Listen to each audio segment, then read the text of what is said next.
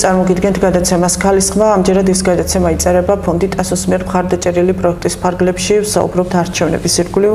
ეს ჩვენი სტუმარი სამართლიანი არჩევნების წარმომადგენელი შიდა ქართლისა და სამცხე-ჯავახეთის რეგიონული ოფისის ხელმძღვანელი ნინო ბიბილეიშვილი არის ჩვენთან. მოგესალმებით, მადლობა რომ მივიღეთ გადაცემაში მონაწილეობას.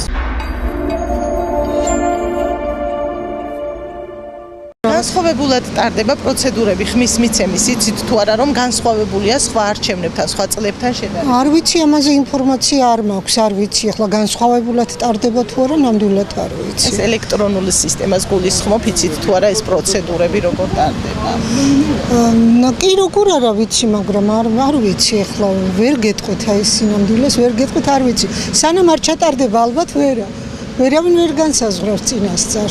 მე რას ფიქრობთ, ხმის მიცემის ფარულობა დაცულია თუ არა, გაიგებს ვინმე ვისაძლევს ადამიანი ხმას? რა თქმა უნდა დაცულია, მე ეს ვჯერავს ყოველთვის. აი ელექტრონულ არჩევნებზე გეკითხებით? არა, არ ვიცით არ. განსხვავებულად ტარდება არჩევნები, იცით თუ არა? როგორ განსხვავებულად ვიცი რომ ეს აპარატი ტარდება, კი. კარტაო რაღაცა, არა? კი. მერე? პროცედურები როგორია თუ ვიცით? დაახლოებით ვიცი ხლა რეკლამები გადის და ისე პრინციპში მიღებულიც აქვს მონაწილეობა მაგ აპარატით არჩევნებში. დიდი არაფერი არ არის. გაიგებს ვინმე ვისაძლებთ ხმას, რას ფიქრობთ ამ აპარატს? ესით არა, როგორ მაგაიგოს ახლა მე შევუშვებ იმ ფურცელს, ის ფურცელი ჩადის იმაში. და იქ ვერ დაინახავენ, მოკეცილია ფაქტობრივად, არა? ელექტრონულად ტარდება ეს თუ ვიცი კარტა და რაღაცა ვიცი მითხრაში ვიცი უყურებ ხოლმე მეცა როგორც ამ კაცმა თქვა ალბათ შეიძლება რაღაცებს იზავენ რა ვიცი რას ფიქრობთ ვინმე გაიგებს ვის მიეცით ხმა? ვერავინ ვერ გაიგებს ცით თუ არა არჩევნები როგორ ტარდება საქართველოში განსხვავებულად ტარდება? ეხლა ვიცი მაგრამ თუ მართლა ეგრე იქნება. აი როგორ იცით თქვენ რას? აი ვიცი ახლა ერთხელ ვიყავი არჩევნებზე, აი მitnet რაღაც არჩევნები რო ხიდის თაველი ვარ. მაგასაც გარ გააყალბებენ, მე მგონია რომ ეგრეა და მგონია რომ ვერ გაიმარჯვებს ხალხი. იცით თუ არა რომ სხვა წლებთან შედარებით საარჩევნო პროცედურები განსხვავებულია, სხვანაირად ტარდება არჩევნები? აი ახლა რო იძახიან რომ სხვანაირად ტარდება, არ ვიცი ახლა და ისე მაშინ ჩვეულებრივად არ ტარდებოდა და ახლა განსხვავებით ტარდება და როგორ ჩატარდება და მოვლენებს ხო ვერ გაუსწრებ და ვნახოთ აბა როგორი იქნება. ეს ელექტრონული სისტემით ტარდება, აი ამაზე იცი? ხო ეგა გაგებულე მაქვს, მაგრამ ჯერ ხო იქამდე არ მივსულ ვარ როგორ არის და რამე არის. პროცედურები როგორია? არა, ტელევიზორში კი უყურებ ხოლმე, მაგრამ აი რეალურად რომ ჩემს წინაშე დავდგე და შევხედო კარგად, ჯერჯერობით მე როცა იქნება რომ მივარ და ფარულობა დაცულია, გაიგებს ვინმე ვისაძლევს ადამიანი ხმას? არა მგონია, როგორ უნდა გაიგოს, რომ აძლევდით ვინ იგებდა შულო. ეხლა ეგინი არ ვიცი ხათო როგორ იციან, მაგრამ მე მგონი რომ არ იქნება. ფარული უნდა იყოს. ნული ხმის მიცემის პროცედურები როგორია, იცით თქვენ მოსახლეობამ? ტელევიზორიდან ვიცით, სხვა არაფერი არ ვიცით. როგორც უნდა მივიცეთ ხმა და აი რას ფიქრობთ, ხმის მიცემის ფარულობა დაცულია, იგებს ვინმე ვისაძლევს ადამიანი ამ მომრჩეველი ხმას?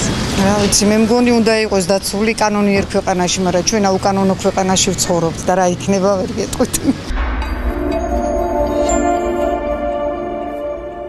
ნინო, პირველ რიგში რაც მინდა გკითხოთ, ვიდრე დავიწყებთ უფრო ვრცლად საუბარს, როგორი არის საარჩევნო გარემო? მათ შორის შიდა ქართლში ჩვენ ვიცით, რომ სამართლიანი არჩევნები მონიტორინგს უწევს ამ პროცესს და საინტერესოა რა ხდება, რა მდგომარეობა, რამდენად აქტიური არის საარჩევნო გარემო. მოგესალმებით, სწორედ აღნიშნეთ, ჩვენმა ორგანიზაციამ უკვე 1 ივლისიდან დაიწყო საარჩევნო მონიტორინგი, მართალია ოფიციალურად საარჩევნო პერიოდი არ გამოცხადებულა, მაგრამ სიტუაცია მოგეხსენებათ ქვეყანაში ისეთია, რომ ფაქტიურად რაღაცა მოძრაობები შეიმჩნევა უკვე წინა საარჩევნო კამპანიების. თუმცა მინდა აღნიშნო, რომ უშუალოდ შიდა ქართლის სამცხე-ჯავახეთს რაც შეეხება, თქვა და აქტიურობა, თქვა პოლიტიკური პარტიების მხრიდან ჯერჯერობით არ დაწყებულა. ეს არის, ძირითადად არიან, თქვა ოფისების მოდიებაში, თქვათ პერსონალების შერჩევაში ესეთი ტიპის სამუშაოები მიმდინარეობს მათ მხრიდან. ძირითადად მმართველი პარტიის წარმომადგენლები აქტიურად არიან ჩართული ინფრასტრუქტურული პროექტების თქვათ გახსნასა თუ დამთავრების პროცესში და ეს მაინც მოსახლეობაზე აღიქმება როგორც თქვათ წინასაარჩევნო კამპანია ასავით. თუმცა ვერ მოედავები, იმიტომ რომ ეს პროექტები წინასწარ იყო გაწერილი და ყოველთვის ასახდება ხოლმე წინასაარჩევნო პერიოდში უფრო მეტი კეთდება ამ კუთხით და ამ თვალსაზრისით. კი ბატონო და საარჩევნო გარემოზე ვსაუბრობდით, აქვე მინდა გითხოთ, რამდენად აღზიანებს საარჩევნო გარემოს კანონი, რომელიც მიიღო საქართველოს ხელისუფლებამ. ჩვენ ვიცით, რომ ამ კანონის პირობებში შესაძლებელია შეიზღუდოს მედიის მუშაობა, არასამთავრობო სექტორის მუშაობა, მათ შორის დაკვირვების პროცესი, რამდენად აზიანებს ეს საარჩევნო გარემოს. მართალი ბრძანდებით, რა თქმა უნდა, ეს ჩვენს ანგარიშიც იქნა აღნიშნული და შეგიძლიათ ეს ანგარიში ჩვენ ვებგვერდზე ნახოთ, რომ საკმაოდ დააზიანა წინასაარჩევნო გარემო ამ კანონის მიღებამ. სწორედ აღნიშნეს, რომ ეს ხელს შეუშლის როგორც მედიის მუშაობას, დამოუკიდებელი მედიის მუშაობას, ასევე არასამთავრობო ორგანიზაციების მუშაობას. საერთოდ გაურკვეველ მდგომარეობაში ვართ, მაინც როგორ გავაგრძელებთ მუშაობას, ისიც არ ვიცით, იმიტომ რომ მართალი ეს კანონი მიიღეს, მაგრამ ეხლა მესაღებია კიდე ქვემდებარე აქტები, აი ამ აქტების საფუძველზე რა და როგორ გაგრძელდება შემდგომში ჩვენი მუშაობა. ნამდვილად არ ვიცით, ჩვენი ორგანიზაცია ეს გაცხადებული გვაქვს, რომ არაპირებს, რომ დარეგისტრირდეს უცხოური ქვეყნის აგენტად, იმიტომ რომ წლების განმავლობაში ჩვენი ქვეყნის დემოკრატიის განვითარების პროცესში და მისი ზოგადად ქვეყნის განვითარებისათვის ვფიქრობთ, რომ საკმაოდ წვრილი გვაქვს შეტანილი არა მარტო თქვა დაკვირვების არჩევნებზე დაკვირვების კუთხით, არამედ სხვადასხვა პროექტების განხორციელებით, რომელსაც ვახორციელებთ და ნამდვილად არ ვთვლით ჩვენ თავს, რომ ჩვენ ვართ უცხოური ქვეყნის აგენტები, ჩვენ ვართ ჩვენი ქვეყნის ასე ვთქვათ აგენტები და ჩვენი ქვეყნისთვის ვშრომობთ და ვწვალობთ. რა თქმა უნდა, ძალიან დააზიანა ამან არა მარტო თქვათ თვითონ შიგნით, არამედ საერთაშორისო არენაზეც მოიხსენებათ მთელი მრავალი ევროპის ქვეყნის თუ ამერიკის მრავალი პოლიტიკური ფიგურები თუ მთლიანად სახელმწიფოები მოუწოდებდნენ ჩვენ მთავრობას, რომ ეს კანონი არ მიეღოთ. თუმცა არ ვიცით, შედეგი ვნახოთ. შედეგს ველოდებით უკვე აი ახლა აგვისტოში, მოიხსენებათ აგვისტოს ბოლოსთვის, სექტემბრის დასაწყისში უკვე უნდა მოხდეს რეესტრში გატარება და რა და როგორ წარიმართება პროცესები, ამას უკვე ერთად დავაკვირდებით. დიახ, და რაც შეეხება რა ელექტრონული ტექნოლოგიების გამოყენებით უნდა ჩატარდეს ეს არჩევნები, რა შეგიძლია გითხრათ, ანუ თქვენი დაკვირვებით რამდენად არის მოსახლეობა მზად აი ამ არჩევნებისთვის და რამდენად საკმარისი არის ის კამპანია, რომელსაც ეს გვატარებდა ქვეყნის მასშტაბით, საინფორმაციო კამპანიას გულისხმობ, ასევე სიმულაციური არჩევნებიც ჩვენ ნახეთ ოლქებში. ერთ-ერთი მნიშვნელოვანი ფაქტი და ერთ-ერთი მნიშვნელოვანი ფაქტორი, რაც განაპირობებს იმ არჩევნების მნიშვნელობას, რომელიც 2024 წლის 26 ოქტომბერს გველოდება, სწორედ ეგ გახლავთ, რომ ჩვენ ახალი ტექნოლოგიების გამოყენებით უნდა ჩავატაროთ ეს არჩევნები. რა თქმა უნდა, ტექნოლოგიების დანერგვას მივესალმებით და თუ იქნება პოლიტიკური ნება, ეს საკმაოდ უფრო მეტად გამჭვირვალეს და უფრო ნაყოფიერს გახდის, როგორც თვითონ საარჩევნო პროცესს. სწორედ აღნიშნეთ თქვენ, რომ ცენტრალური საარჩევნო კომისია რამოდენიმე თვის განმავლობაში ორშაბათკვირას აწარმოებდა საინფორმაციო ხასიათის კამპანიას ყველა მუნიციპალიტეტში. ჩვენ ვაკვირდებოდით ამ პროცესს, ცდილობდით ყოველ შემთხვევაში, თუმცა ბევრგან არ მოგწეს ამის დაკვირვების საშუალება. ჩვენი წარმომადგენლები, რომლებიც ყველა მუნიციპალიტეტში ყავს საქართველოში, დარეგისტრირებული იყვნენ და თვითონაც გაიარეს ეს პროცესი. და ფაქტიურად ხა რო გითხრათ, რომ მოსახლეობა ძალიან აქტიურობდა, ამის ეს ჩვენ ვერ დავინახეთ, თუმცა CESCO-ზე გამოქვეყნებული ინფორმაციის საფუძველზე დაახლოებით თუ არ ვცდები 53,000 ეწერა თუ რაღაცა 54,000 მამოქალაქემ გაიარეს, სხვადასხვა ჯგუფებმა გაიარეს ეს პროცესი, ასევე საინფორმაციო კამპანია ტელევიზიითაც მიმდინარეობს, თუმცა თვლით რომ ეს მაინც არ არის საკმარისი, ჩვენი მხრიდან არასამთავრობო სექტორიც ცდილობთ რომ მოსახლეობამდე მივიტანოთ ეს ინფორმაცია და თვითონ ეს საარჩევნო პროცესები მათაც გავაცდოთ.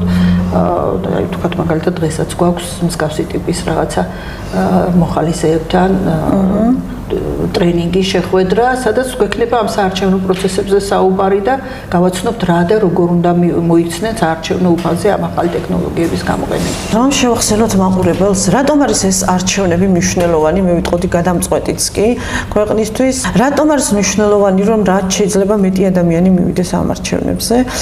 ჩვენ ვიცით, რომ გასულ საპარლამენტო არჩევნებზე თუნდაც 9 მილიონი ქალი არ მივიდა და თუნდაც ქალების ჩართულობა, ასევე რა შეგიძლია თქვა, რატომ არის თუნდაც ერთი ხმა მნიშვნელოვანი და გადამწყვეტი შეიძლება იყოს და მნიშვნელობაზე და აუცილებლობაზე მოსახლეობის ჩართულობაზე ამ არჩევნებზე რომ ვისაუბროთ.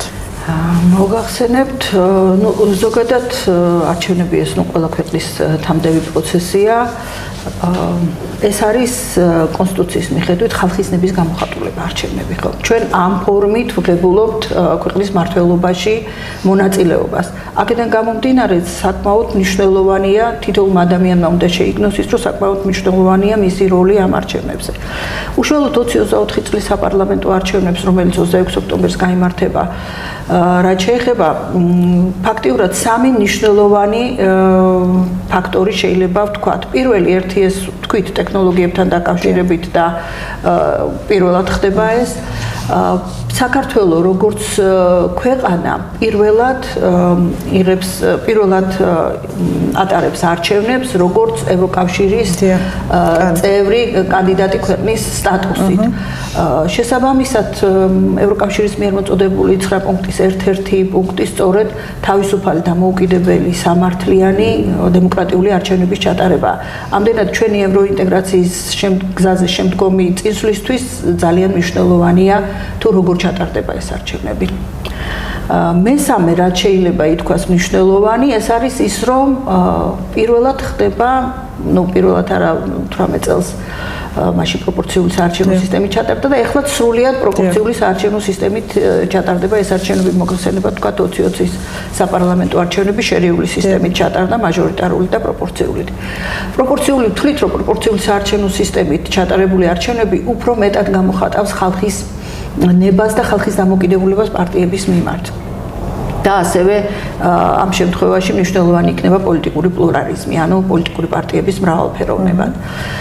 აი სწორედ ამიტომ ვთვლით, რომ ძალიან მნიშვნელოვანი იქნება 2024 წლის არჩევნები და მნიშვნელოვანი იქნება ის, რომ თითოეული ამომრჩეველი მივიდეს არჩევნებზე და პირველ რიგში გაითავისოს ის, რომ არჩევნები არის ფარული და არჩევნებზე თავისუფალი ნების გამოხატვა ხდება. ესე იგი, არავის არ აქვს უფლება მასზე მოახდინოს ზეგავლენა და არავინ არ დაარწმუნოს მოსახლეობა, რომ იქ ხმები არ იქნება გამჭვირვალე.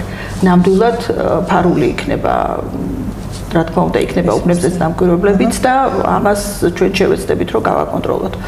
რაც შეეხება უშუალოდ ერთი ხმის მნიშვნელობას და თქვათ ქალების მნიშვნელობას ამ არჩევნებში. საგანგაშო ციფრი არის, მე ვიტყოდი 500-ზე. მოსახლეობის 9-ზე მეტი, თითქმის 51 თუ 53% არის ქალები. აქედან გამომდინარე, ძალიან მნიშვნელოვანია, რომ ქალები მონაწილეობას ღებულობდეს ამ არჩევნებში და რადგან აღნიშნეთ, რომ ეს არის ხალხის ნების გამოხატულება, შესაბამისად ქალებმა ამით თავიანთი ხმა უნდა მიიტანოს საკანონმდებლო ორგანოში, ხო? თავიანთ მიერ არჩეული პოლიტიკური პარტიის წარმომადგენლის მეშვეობით და საშუალებით უნდა განახორციელონ ქვეყნის მართვა.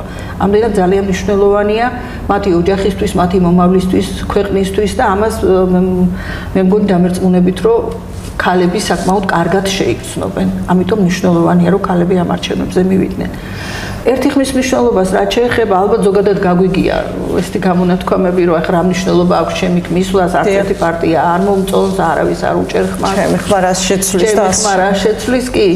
თუმცა აი ძალიან ბევრი მაგალითები გვაქვს როგორც სოფლიო ისტორიაში, ისე საქართველოს ისტორიაში, რომელმაც სადაც ერთმა ხმამ არა მარტო თქვათ იმ ქვეყნის და რომელიმე კანდიდატის ბედი შეცვალა, არამედ თქვათ სოფლიო ისტორიის ბედიც კი შეცვალა.